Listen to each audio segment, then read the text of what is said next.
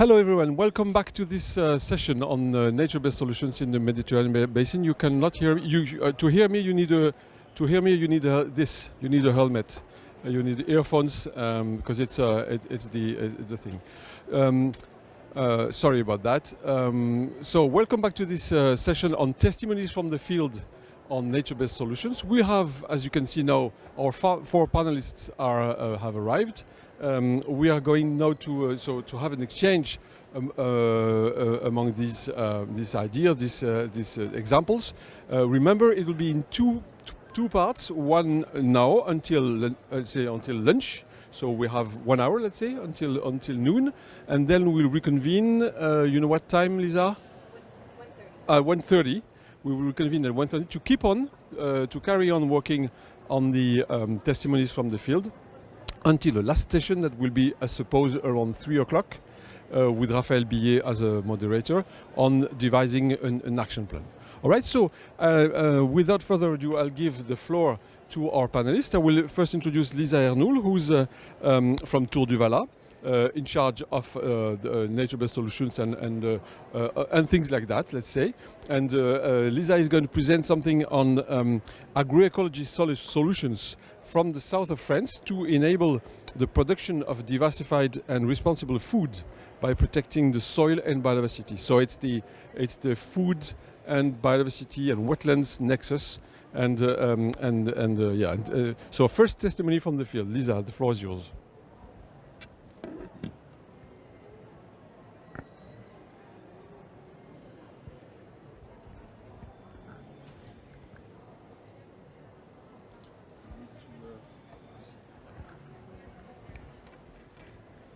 Hello, can everybody hear me okay? Yeah. Okay, I'm very happy to be here today to talk about a project that we have in the south of France at a site called Petite Saint-Jean that's located in the Lesser Camargue. So first of all, I'd like to talk about the challenges and what prompted us to start this type of project. First of all, we noticed that there was a decrease in agricultural habitat quality for biodiversity, meaning that before, in the past, there were more biodiversity, whether it be bugs, birds, bats, on the agricultural lands, and there's been a net decrease that's been proven around the world, and especially in the Mediterranean area, for biodiversity in these habitats. Also, as mentioned in the first session, there's a large impact of climate change happening in the Mediterranean region with increased temperatures and reduced precipitation, and also an increase in dramatic climatic events. And lastly, there's also a reduce in agricultural production. And this agricultural production is very important to us, not only for food security, but also because it's prompting farmers to sell their land and use it for other sources of revenue, whether it be for urbanization, residential areas, or solar panels and solar farms. So taking into account these different challenges, we decided to begin a project on agroecology 8 years ago at the Petite Saint-Jean. And the Petite Saint-Jean is an estate made up of 100 hectares that's a mosaic of forest lands, agricultural lands, and wetlands. And the idea was to produce experiments using nature-based solutions to provide sustainable alternatives that are good for biodiversity. So we looked at, and we continue to look at different economically credible approaches that can promote the use of these lands for biodiversity, but also for socioeconomic purposes. And we try to incorporate different concepts such as green infrastructure and nature-based solutions within this framework. And in the end, the idea is we're going to have a showcase or a vitrine where we can show what works and what doesn't work for biodiversity, but what is also economically feasible to produce or reproduce in agroecology. So the main activities that we have on this estate is the creation of green infrastructure, and we focus on two main types of green infrastructure. First, there's the hedgerows. For the hedgerows, we've implanted a lot of different types of hedgerows, taking into account three main different factors. First of all, the productivity. We're using the hedgerows for agricultural production, so they can be fruit trees, they can be herbal essences that we can also harvest. So we're trying to produce productive hedgerows, but also that are biodiversity friendly. So hedgerows and plant species that attract different species, whether they be bats or insects, and create a kind of environment for auxiliary species that can also help control pests in the agricultural fields. So it's a three-part objective for these hedgerows. And then we've also tested and we're creating windbreaks because the Camargue is a very windy area, and this estate especially has a lot of sand. So there's a very high amount of wind erosion for the sand. So any type of input, whether it be chemical or organic, is being lost with the wind. So we have tried to implant a lot of different windbreaks as green infrastructure to reduce the soil erosion.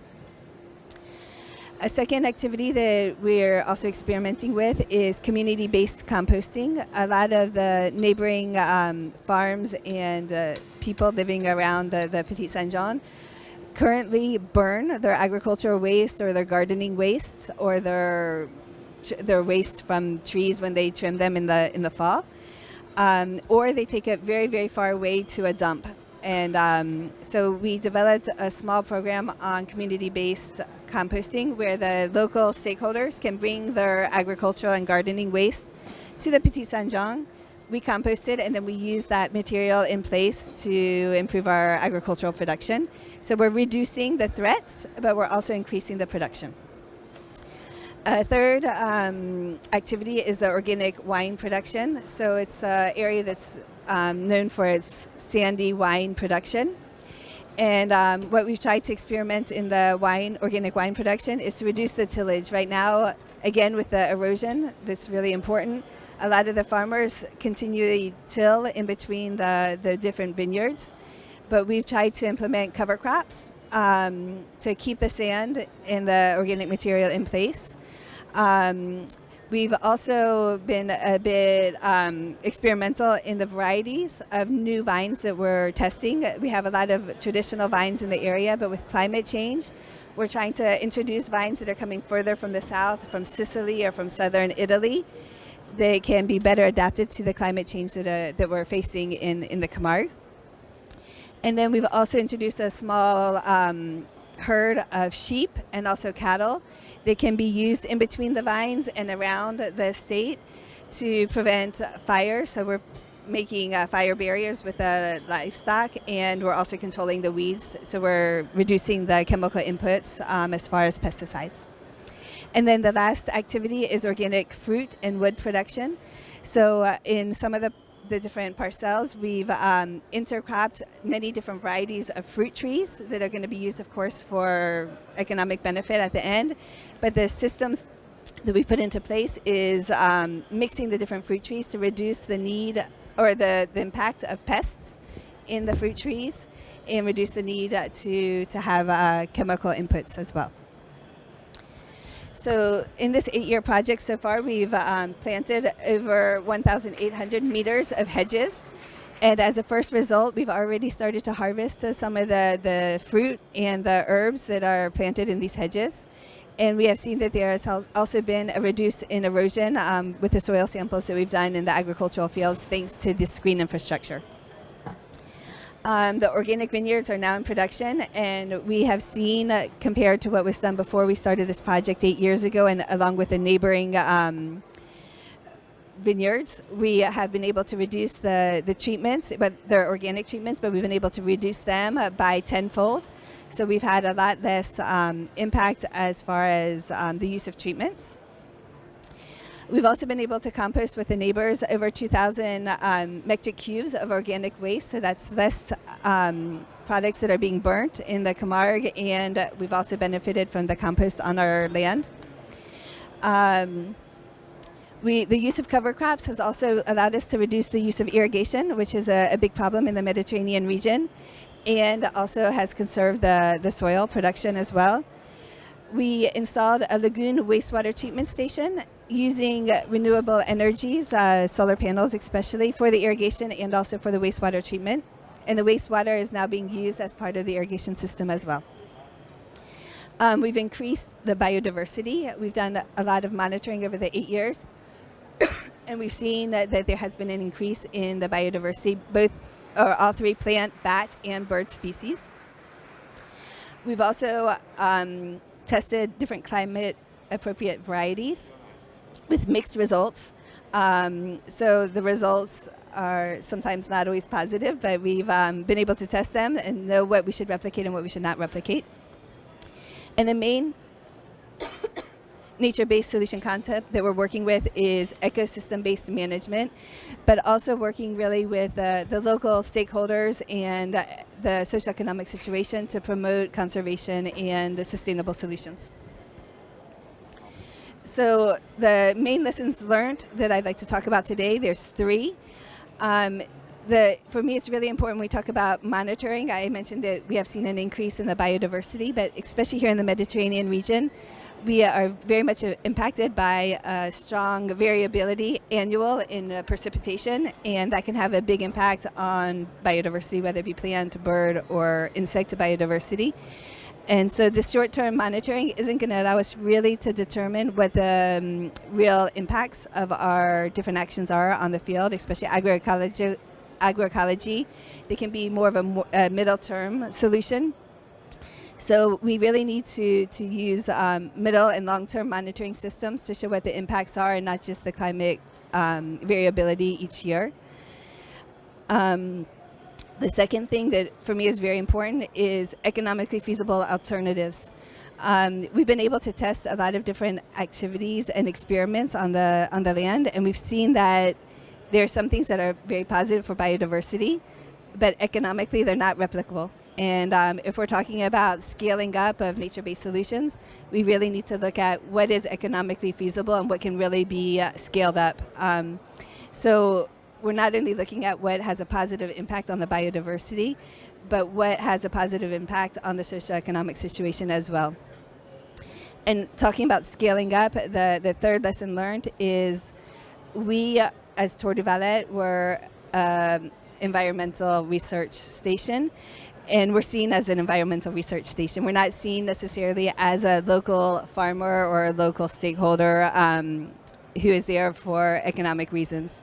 So all of the different activities that we're testing need to be economically feasible, but we really have tried to find ambassadors, which are local stakeholders, local farmers, who can see what we're doing, and then they test them on their lands. And then we're noticing that when the farmers are testing them on their lands, they have a better dialogue with other stakeholders than we would as seen as environmentalists.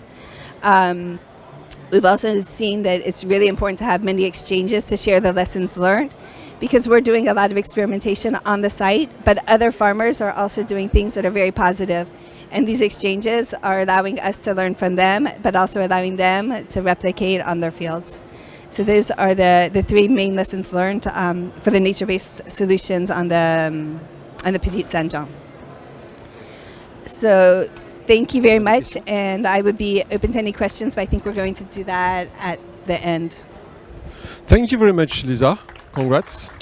It's a real pleasure to see things developed on the fields, like on a field like that, and to see how you can achieve something already with let's say a starting project that already delivers some results. If you don't have a very urgent clarification question, and I don't think there are from the online attendees, we'll move on to the second presentation. We go a little bit southwest to the government of Catalonia with Ana Espadalé, who has also some interesting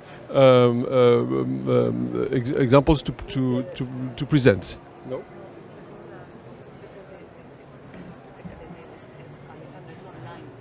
Alessandra is online. Okay, we'll move on to Alessandra after that. Okay, after Anna.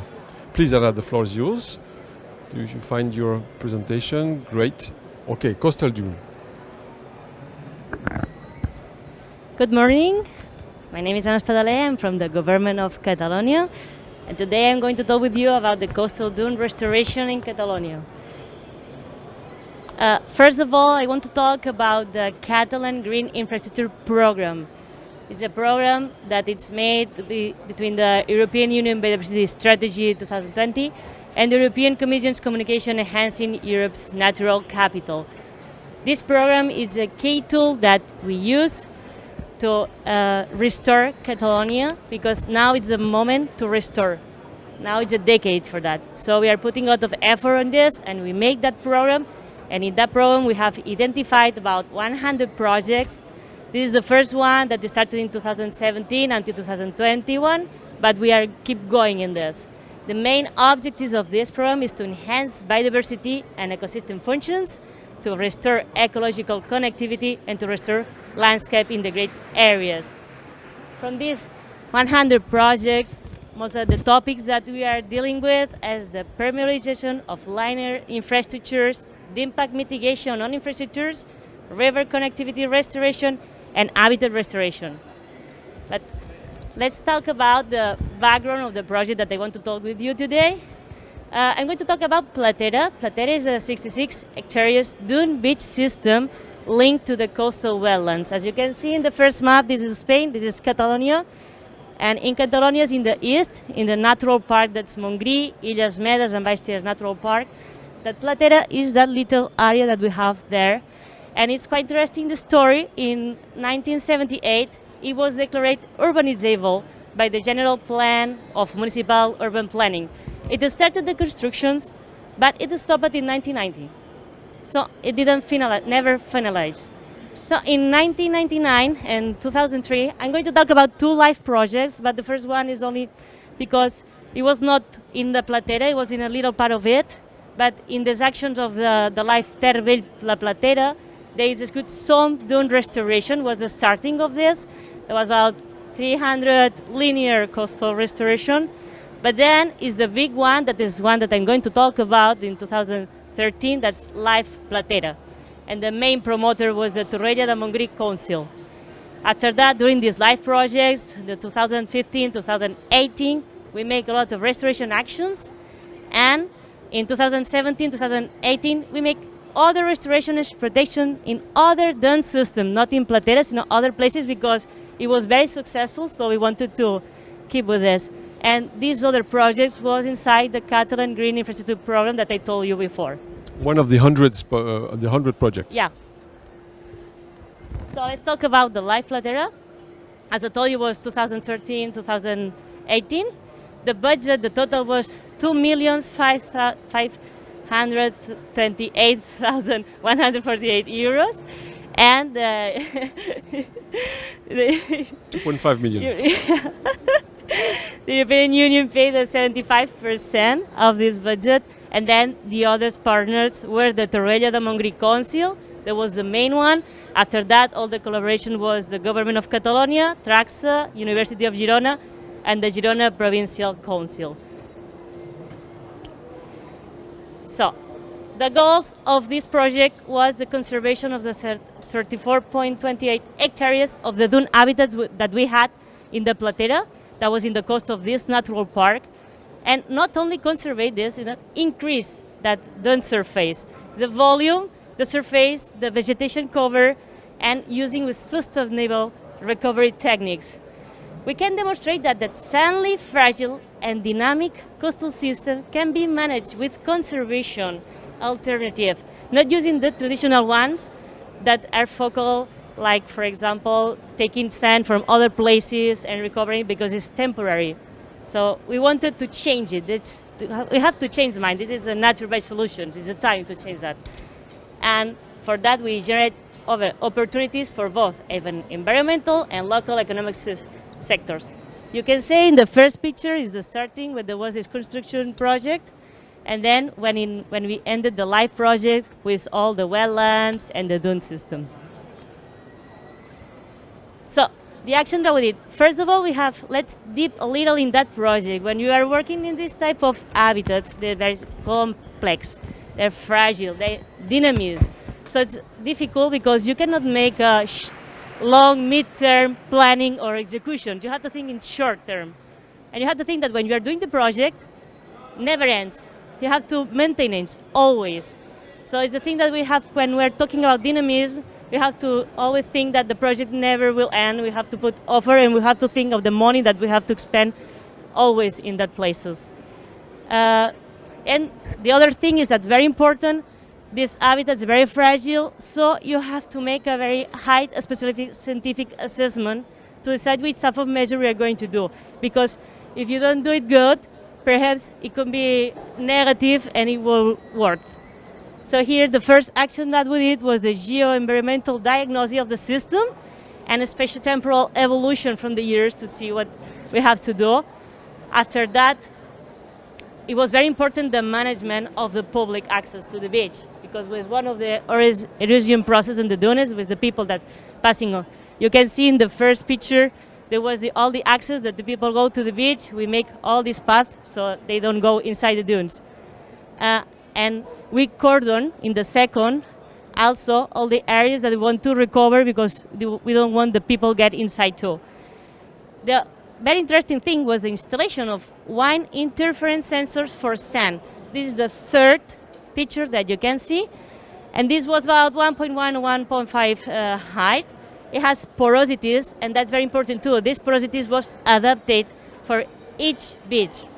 So this methodology, in every beach we have to assess what was better, because it works when the wind brings the sand, it pollinates. Yeah, pollinates, and then it starts to make the dune. The other thing that was very important is the demolition of the built areas that we have in the plateau, and then restoration of the coastal wetlands, because it's all the ecosystem. We're talking about today of dunes, but this plateau was dunes and wetlands too. And finally, the installation of informal things. That's very important to have the public to know about the dunes and to respect them. And what were the results of this? We recovered the dune habitat. It was about the height of 1.5 meters from 2010 to 2018, but the most was during 2016-2018, that was 1.2. And that's very important because it's higher than the expected sea rise level. So we are very proud of this. Even that, we achieved 6,557 linear meters of dune recovery. As I said, we cordon it. The point is that cordons, we take them off in autumn because we have highly storms there and they destroy it. So it's very important this is the adaptation. Take them off and put in the spring. What happened? This is for people. People during this period don't go to the beach, or very few. So there is no problem in that type of methodology. And all the materials that we use are materials that low cost, sustainable, are ropes, are can. So we can change it easy too. That's the point. When you're working in a dynamic habitat like this, you have to use materials that you can change easily. Then the other result was the reduction of the erosive process caused by public use, and the significant increase of the nesting of Pterangios alexandrine, that's the endangered bird that we have in the Catalan coast that makes the nest always in that places. And we also have very problems because the nesting starts when the people go to the beach and the dogs, and it gets very scarce. So always we have a lot of problem with that species, and it grows so much. The other point that was very interesting is the increase of people's values on dune system. That's the point that helped us to recover and maintain that space like this. And as it was very successful, this project, we decided to replicate the methodology, as I told you, in other protected areas. And what did we learn? The point is that the fragile and high-value habitats threatened by climate change can be conserved.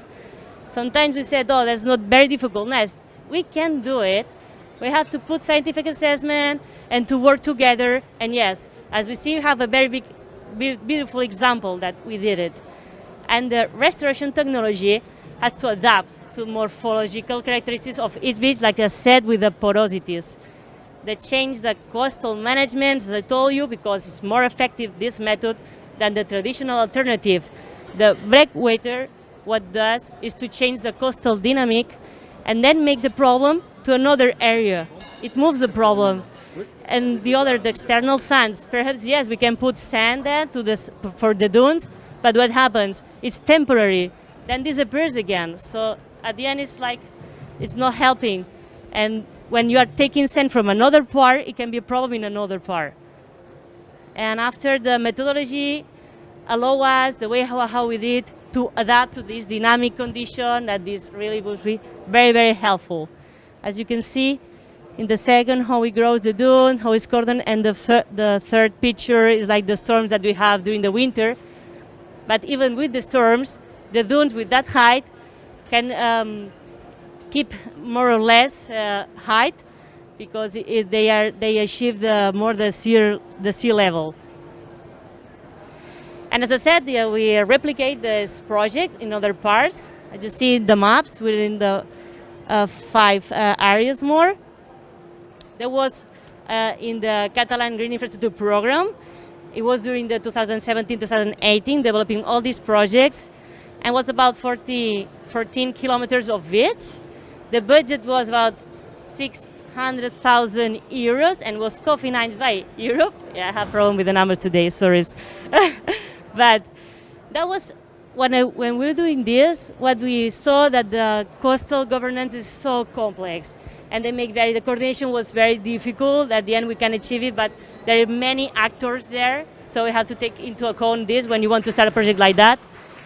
And as I told you, the installation, we have a very high storm that was called Gloria in the January of 2020. And the dunes can ride out of this storm. And we're very, very proud of this. They coped with it. No? They resisted the storm. They resisted the storm with the wind and the waves. It was super hard. So the societal challenges that address this nature-based solution are the ones that you can see here: the climate change, disaster ring, economic and social development, human health, and water security. And if you have any question, wherever, I'm here to talk with you or to give you the contact of the people that are developing these projects. Thank you very much. Thank you so much. Congratulations for these excellent examples. We'll give the floor now to someone who's online. At least it should be Alessandra Pome, and maybe her colleague Stefanos Kamperis. They're from Greece and from the UNEP-MAP organization. They're going to talk about the contribution of the MAVA Foundation's Mediterranean program.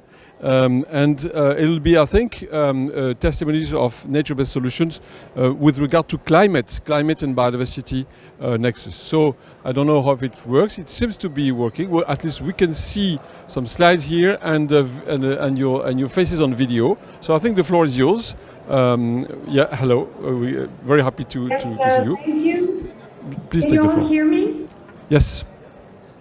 Okay, so welcome to this session. As said, we are going to present the contribution of the MAVA Foundation Mediterranean Program and UNEP-MAP SCP switchers community to addressing societal challenges through nature-based solution in the Mediterranean. I'm Alessandra Pome, and I'm an associate expert at CPRAC, which is the Regional Activity Center for Sustainable Consumption Production of UNEP-MAP, and I'm going to introduce a very interesting case of for-profit nature-based solution, which is Staramaki, a social cooperative enterprise based in Greece. Stefanos Kamperis is the general manager, and he will present more in detail the cooperative.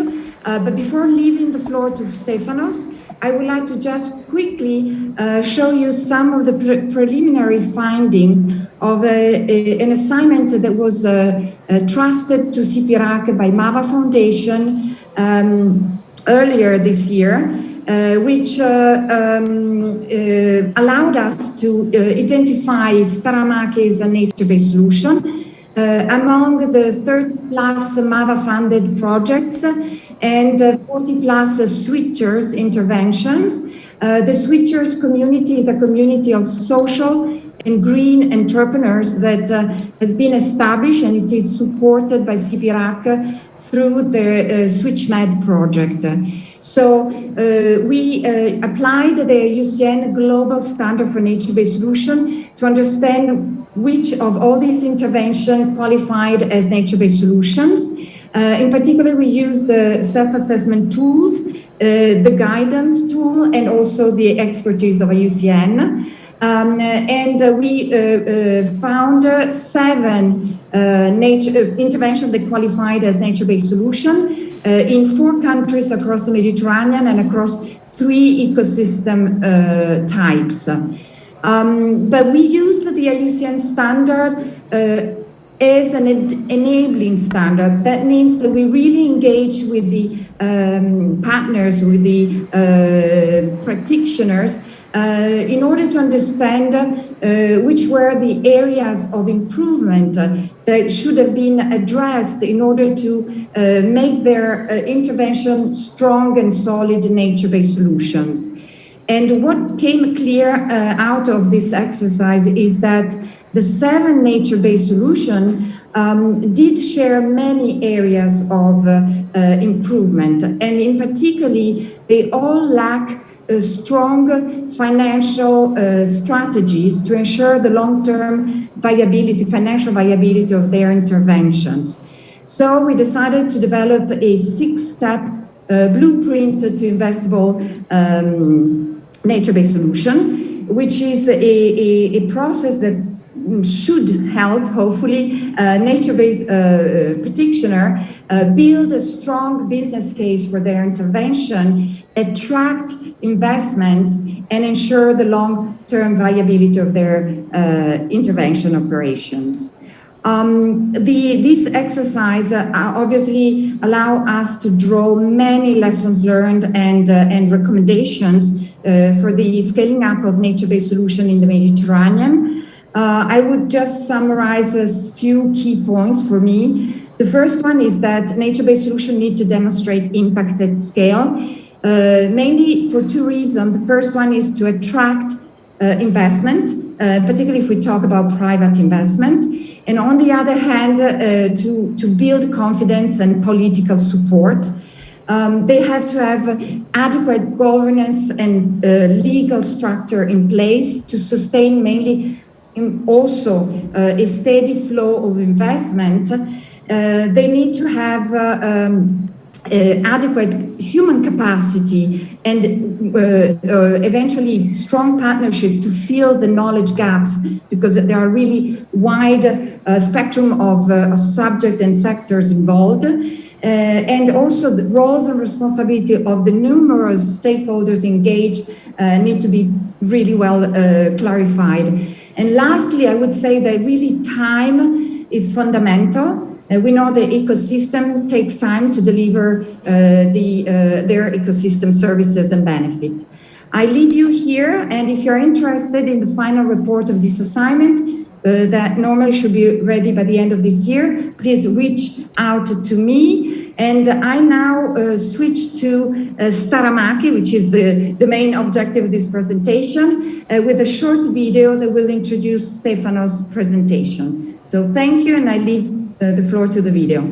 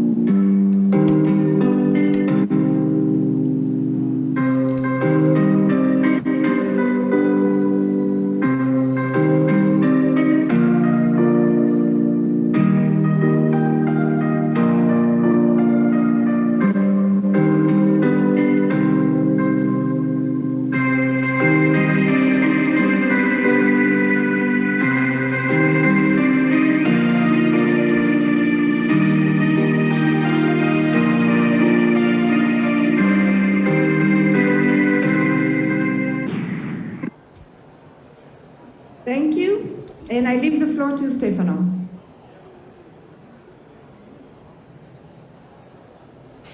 Thank you very much, Stefano. The floor is yours. Hello, can you hear me? Yes, we can. Can you see also my screen? Yes, definitely. Hello. Hello, greetings from Greece. and thank you for the opportunity to present our initiative. As you saw in the video, we produce a natural drinking straw made from wheat stems. But Staramaki is much more than a straw. Staramaki has proved to be in adherence with the IUCN global standard for NbS, thus qualifying as a nature-based solution. First and foremost, Staramaki addresses indeed more than one societal challenges. Staramaki's mission and vision is clearly rooted in a deep understanding of the critical challenges affecting the Kilkis region in central Macedonia where it is based, as well as of the compelling problem of plastic pollution in the Mediterranean Basin by locally producing a sustainable alternative to conventional plastic straws. It contributes to the reduction of plastic pollution across Greece. Our love for cold coffee, multiplied by high touristic activity, results in the consumption of more than 2 billion single-use straws per year. Through social innovation, Staramaki addresses the societal challenge of economic and social development by bringing growth and social value in agricultural areas of Greece. Kilkis region has one of the highest unemployment rates, 21%, far higher than any EU average. Kilkis is losing its hope. The youth is relocating. In Kilkis, the percentage of land critically affected by desertification is more than 72%.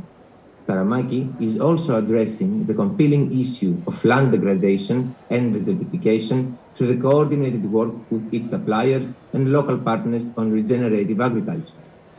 The business model of Staramaki is circular by design, seeking synergies across sectors. The straw is not only sold, but also traded with coffee residue. Together with our local partners, Food Treasure, who introduced a barter bioeconomy system in which an agricultural waste, wheat straw, and a rural waste, used coffee grounds, are being exchanged. The aim of this exchange is to encourage the local society in waste reduction and to change people's mindsets about what is actually waste. At the moment, used coffee grounds are mixed with production waste, the straw, in order to pilot a natural fertilizer that will be used by Staramaki's farmers. In the future, we plan to install a waste processing unit combined with an industrial biomass boiler in order to decarbonize Staramaki's production line and to reduce production costs related to the energy bill and waste management. I could go on and on detailing each different criterion, but unfortunately time is running out. The point is that Staramaki is an NbS, a strong NbS, but it can become stronger. Qualifying as an NbS brings a plethora of opportunities that Staramaki is only now starting to consider. But we need support. The sector of social and green economy in Greece is significantly underdeveloped in relation to other European countries. There are simply no financial instruments to support it. We need to attract investments earmarked to circular economy, social economy, investments that support sustainable agriculture and efficient use of resources. In the past, companies rarely perceived themselves as agents of social change. Yet, the connection between social progress and business success is increasingly clear. As one of the first businesses to officially qualify as NbS according to the IUCN Global Standard for Nature-Based Solution, Staramaki can actively contribute to the creation of an enabling policy and regulatory framework for NbS in Greece, Europe, and the Mediterranean. Thank you. Thank you very much. Congratulations. It was crystal clear, and we look forward to drinking or wine with your straws. Thank you so much. So we've been seeing some examples that are on land with farmers, with straw, etc. We've been seeing an example on the coast, and now we're going down in the sea to see something about the Posidonis. With Mar Otero and the IUCN Center for Mediterranean Cooperation. No, it's not true. Yeah, it is. Okay. So Mar is going to present something on how protecting the Posidonis can also qualify for nature-based solutions. So Mar, the floor is yours.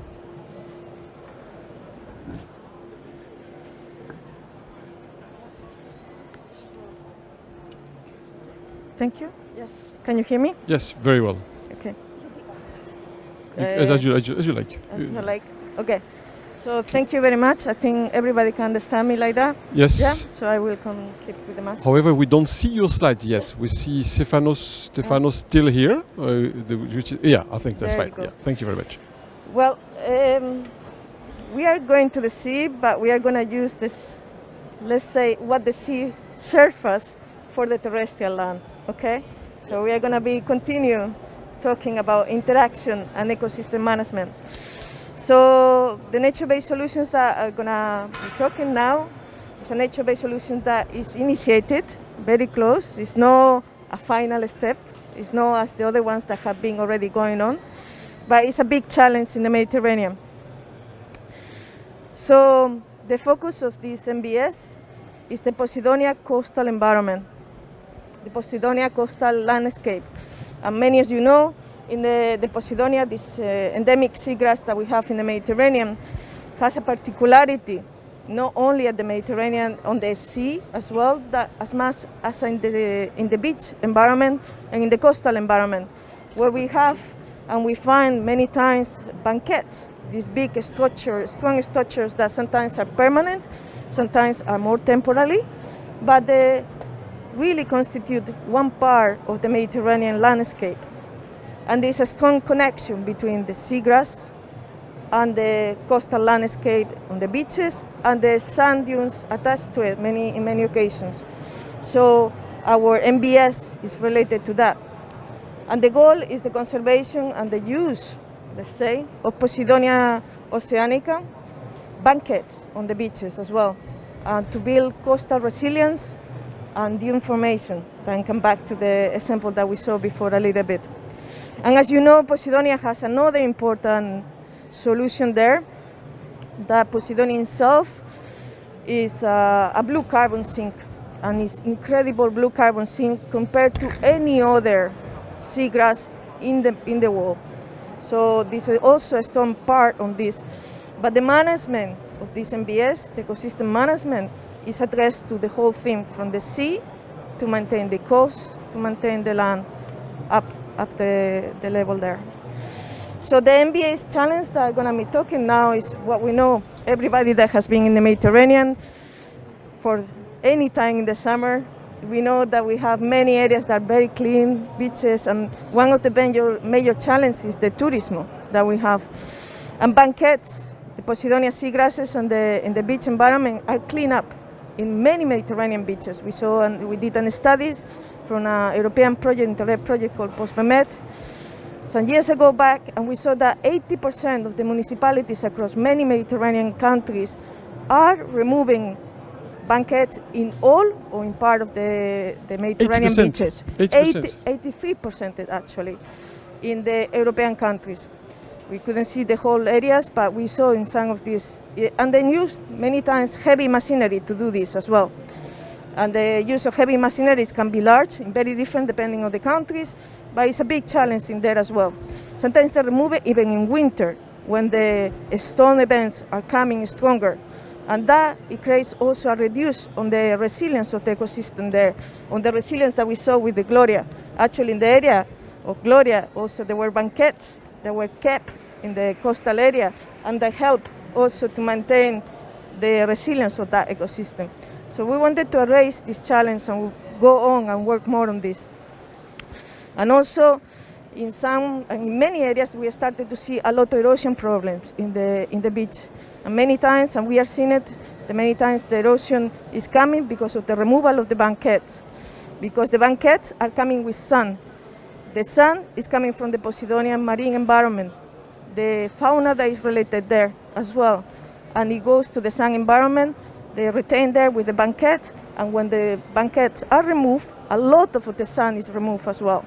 So it's a management problem in many occasions, but it's also a problem on how we perceive the environment. So it's a big, strong society challenge for the coastal environment.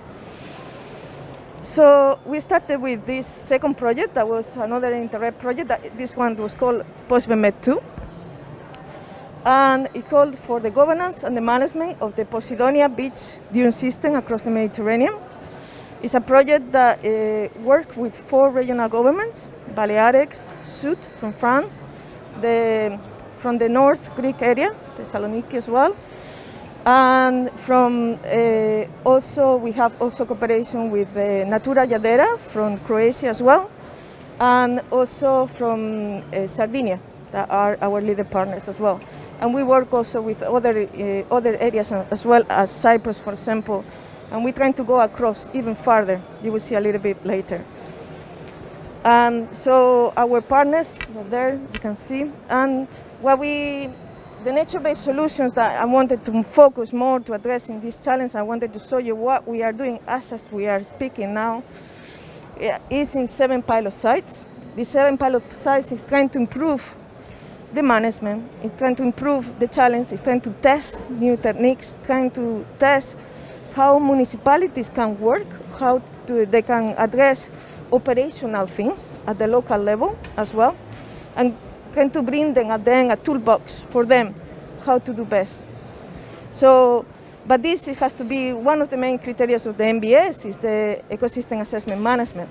So for this, we start in most of the sites, in all these sites that we have across the Greek, Italy, in Cyprus as well, and in Spain and France, and to evaluate, and Croatia, to evaluate an analysis of what happened in the past, an historical analysis, and bring to see the temporal evolution of the coastal areas.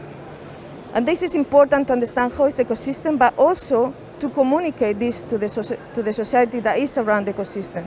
Because at the end, the management is done because the perception and the importance of that.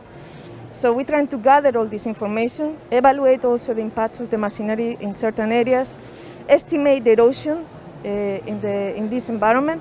In some areas we have a very strong erosion since the banquettes have been started to be removed.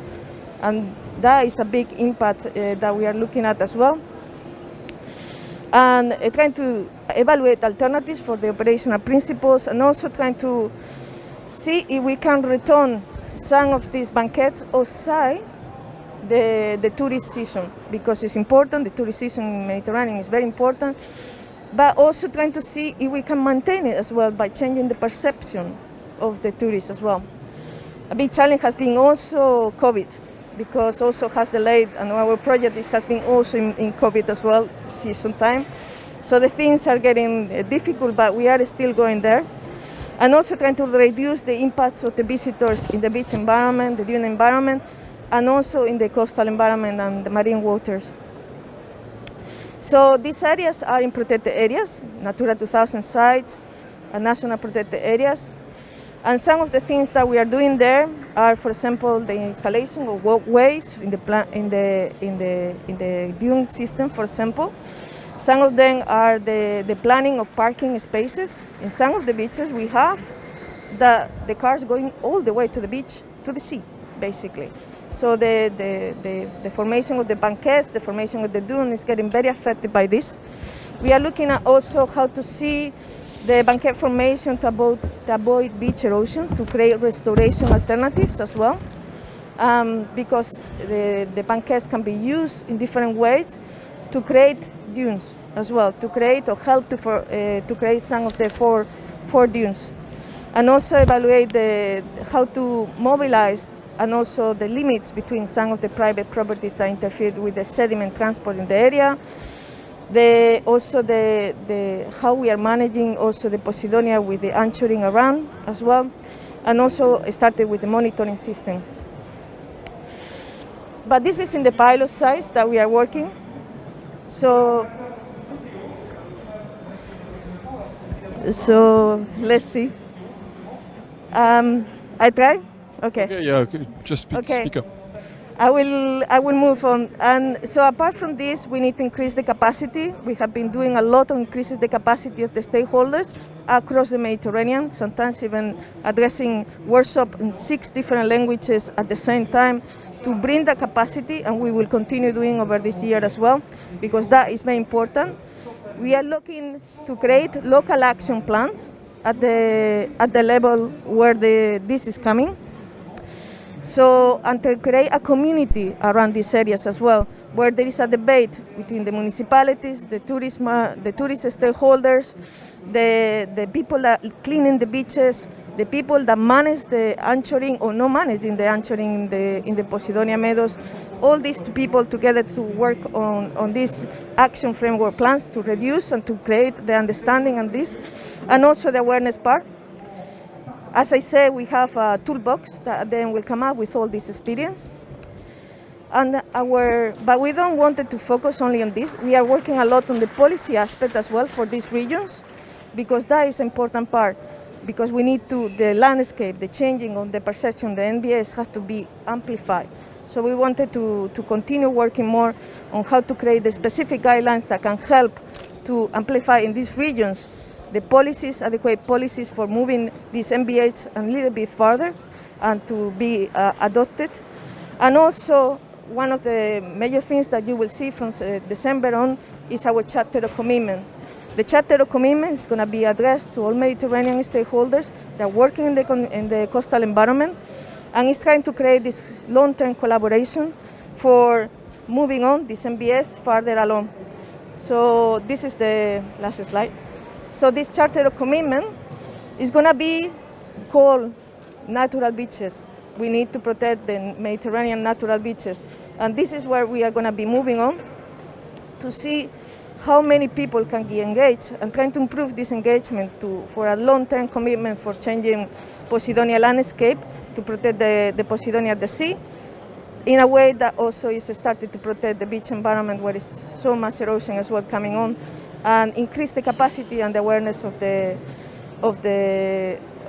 stakeholders at the local level, and especially the tourist sector as well. So this is it. If you wanted to know more, I'm happy to respond later on. Thank you very much. Thank you very much. I hope we'll work to try and reduce this terrible 83% of beaches where people remove these Posidonia blankets. Now we're going at last to go to the south part of the Mediterranean with Tunisia. I'm calling Edouard Jean, who is going to present work that is done on ecological corridors and I think and farmlands. So as again a nexus between biodiversity and farmland, this nature-based solutions for agricultural and ecosystem resilience. The floor is yours, Edouard. Okay, good morning. Are you listening? Well, okay.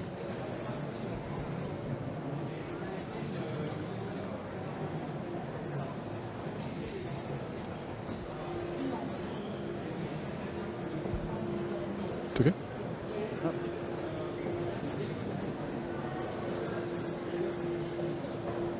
Son micro? Ouais. Non. Ah, vidéo d'abord? Attends un peu. Non, c'est bon. Attends. Juste.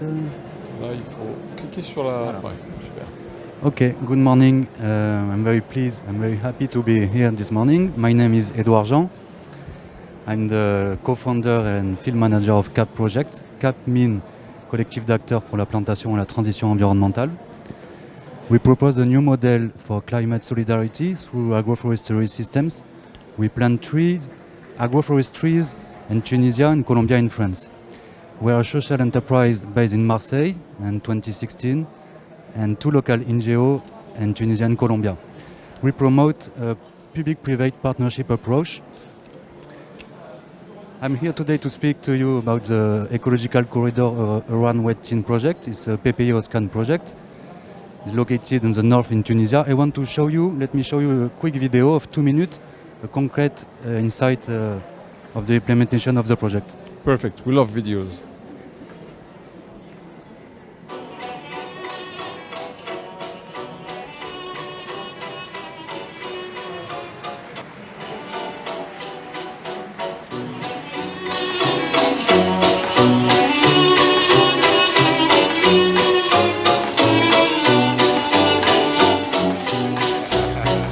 There is no sound, just subtitles. Yes, there is some. It's just a little bit lower. So. No. Yes. That's music. I've got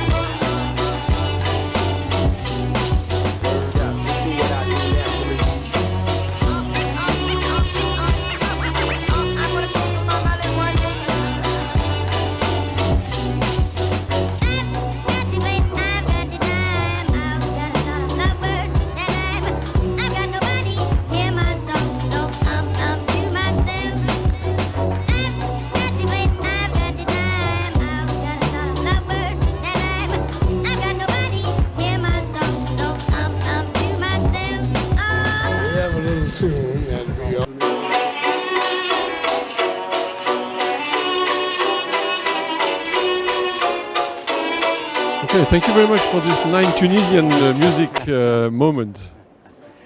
It's not Tunisian, but it's good music. Excellent. The problem is that the subtitles will not appear. It was the most important thing, but it's okay. As I told you, I want to present the main result of the project, or the first phase of the project between 2019 and 2021. If you can bring me the slides back. Can we have the slides back, do you think? Est-ce qu'on peut avoir les diapos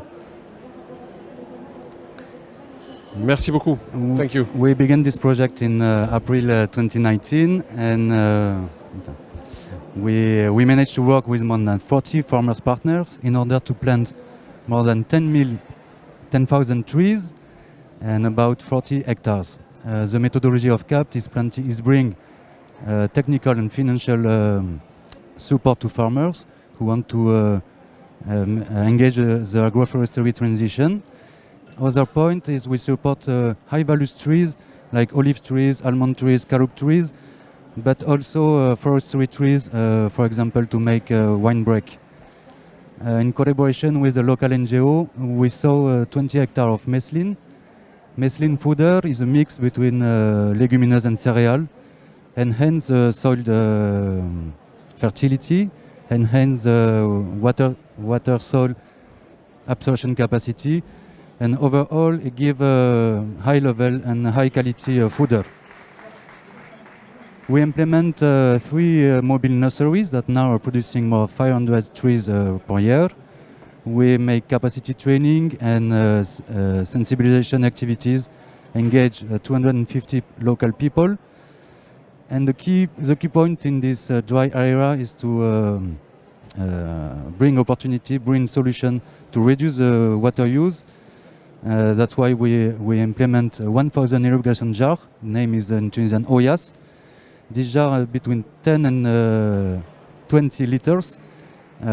Give to the tree the water with capillarity phenomenon absorption.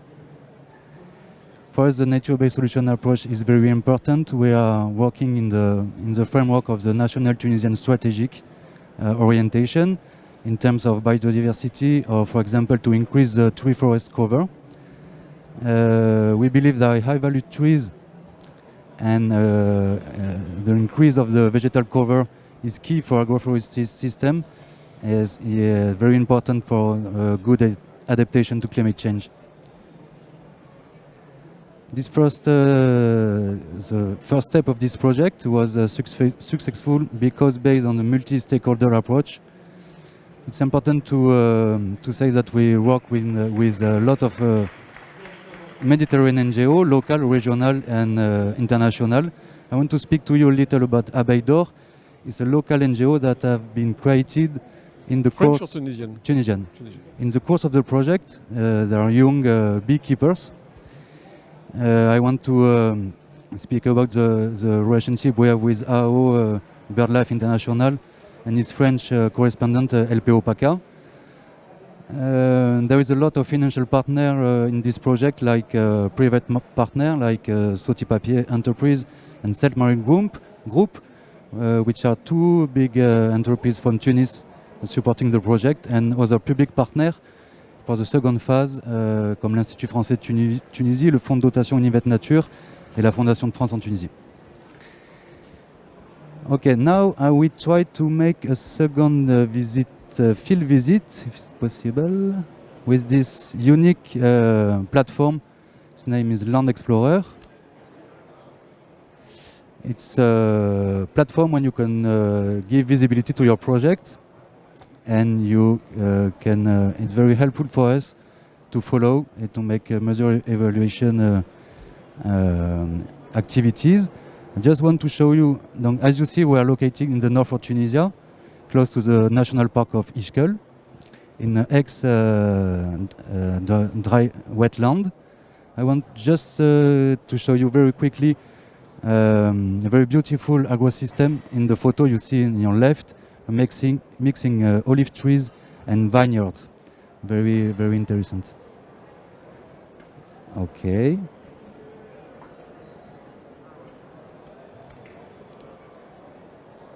Sorry. Okay, I just want to make a little focus on two NbS solution for us. I don't know why. Okay. We have some icons that are okay. It's going to be solved. Okay. I want to speak to you about the caroub trees. Caroub trees is very interesting trees in Tunisia, very well adapted in the future climate change in Tunisia. Our initiative about caroub trees started in 2070s. We have planted many experimental plots. It's high-value native trees with a high potential for the climate change. The world demand is very high about the caroub, and now we have well-established partnership with farmers and research institutions and private sector. Last point, a nature-based solution I want to share with you is our new approach we are developing now in Tunisia. Its name is Farmer-Managed Natural Regeneration. It's a low-cost and effective techniques where you inspired by the nature and the invisible forest. You choose, for example, stumps, and by a regular action of pruning, you can regenerate the landscape more quickly. I just want to finish making a quick remerciement all the PPO-SCAN team and the national coordinatrice Akma Ashour, the head of program Maher Majoub, and the UCN team, and all the friends of Capte Tunisia that I'm representing today. Thank you. Shukran. Merci beaucoup. Thank you very much. Congratulations for this. Very inspiring. I want your name because I'm sure we can do some things together. Please take the floor to ask questions. If we don't have online questions, I'll give the floor to the attendants here. We have a microphone for you, I guess. I have one question here. We can take 2 or 3 now. We might extend our session until maybe noon, I guess. I'm not sure. We are very strict on delay, so I have another question here. We'll take 2 or 3 questions in a row, and then we'll see what comes out of it. So first question here. Yes, hello.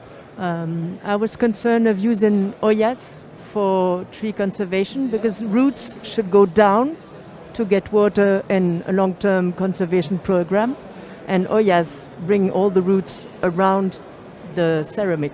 So how long do you use Oyas, and how does deep rooting work? Thank you very much. Think of introducing yourself if you would like.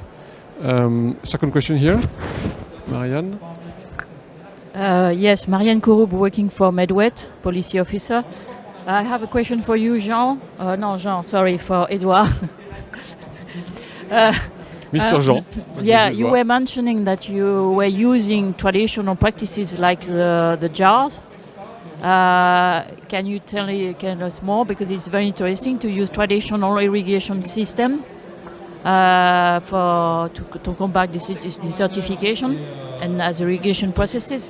And also I wanted to ask you what the impact of your project for restoring the former dry wetlands that were in the area. Do you have any data on that? Okay, 2 questions for you, Edouard. So we'll give you the mic back. Okay, thank you. Concerning the Oyas, it's experimentation. We have just 1 year of experimentation. For the moment, we don't have a particular result. That I can say the problem is comparing what type of irrigation you are going to make. If you make a goutte-à-goutte irrigation with citerns or with Oyas. You're right when you say the roots need to be deep in the soils, but sometimes the irrigation need to be. There are 2 types of roots. One we're going to bring water. Olive trees are very little roots, and the deep roots are structural roots. For the moment, we don't have the experience because the technique is very expensive to implement. And we are looking for to have good news about this. But the central question is exactly as you say, the management of reduced water. we make experimentation with mulch that we put around the trees, organic mulch, but also mulch, carton paper mulch. This helps very much to reduce the consumption of water. The OIAS is a traditional technique, and we hope we can make other experimentation, because depend on the soil, the fertility, the salinity of the water, etc. In terms of impact, you mentioned, we're working with more than 14 hectares in the zone. It's an ex-wetland zone because there is a new barrage and the wetland is regressing, and we're trying to manage creation of a new ecological corridor. Thank you very much for these very clear answers. Do I have more questions? Yes, one here, another one. Maybe to take them on the row. Please. Olivier Azinger, grant manager at Fondation Franklinia, who is mostly focused on the conservation of threatened trees. So my question is, do you plan to include as well native threatened trees from Tunisia into your restoration efforts to increase connectivity? Native species. Another question, or we give you? Thank you. We are focused on carob trees, which is a native tree of Tunisia, and the value chain in carob trees in Tunisia is not well organized like in Algeria or Morocco. This is for us one of important trees. We are working with local nurseries, but with state nurseries too. And the only trees we plant are native trees or legal trees. And there is a lot of other trees like pistachier, like dry cork trees, very interesting to enhance. Thank you very much. If you don't have another, there's a question here from Lourdes.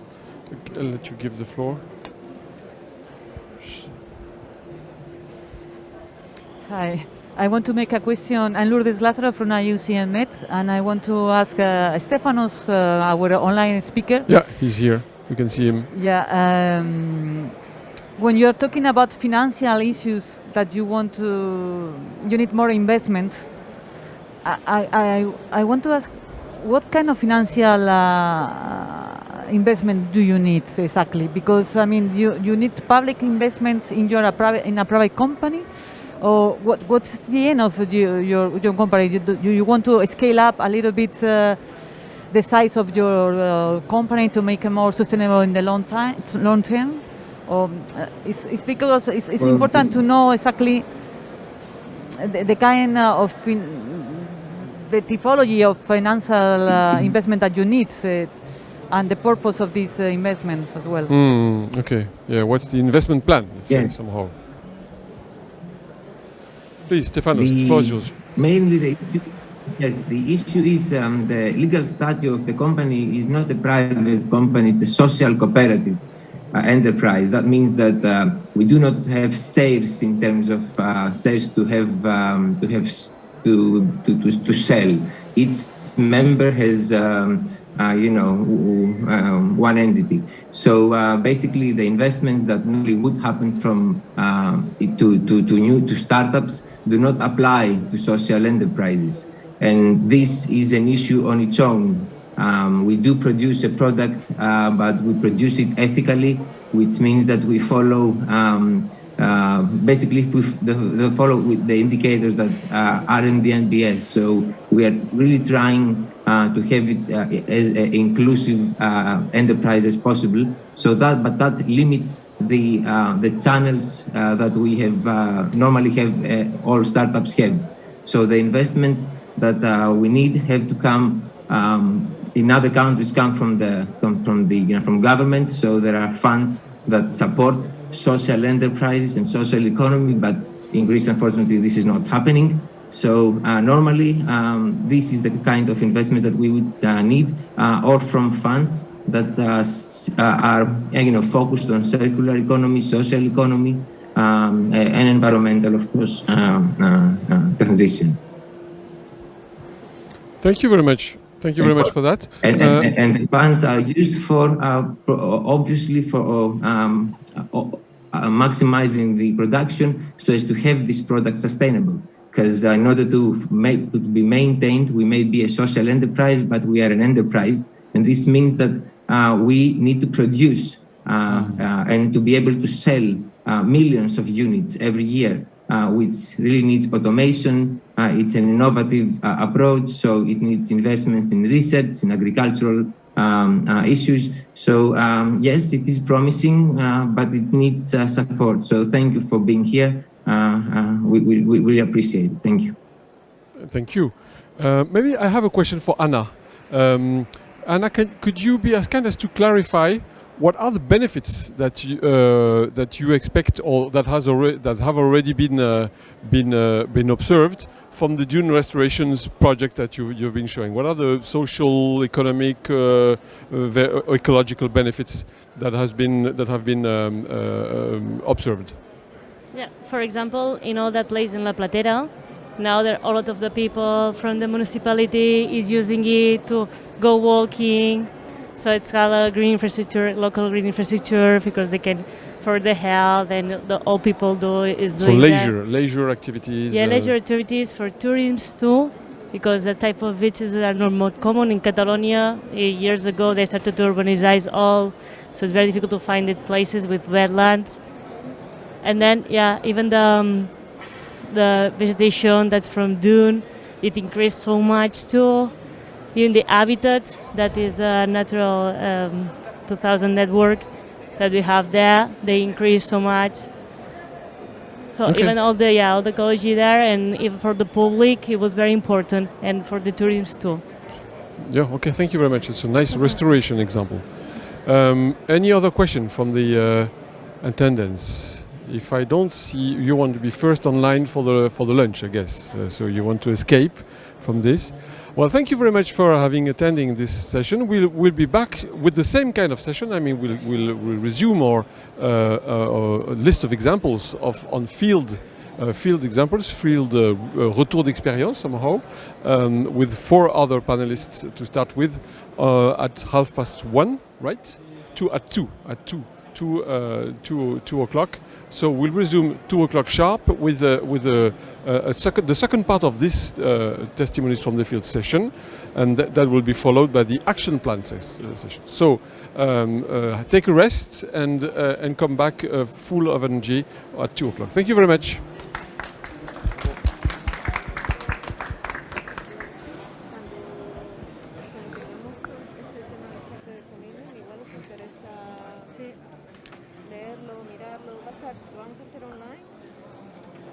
Diferentes estructuras para si son gobiernos, si son administraciones, si son centros turísticos. Entonces,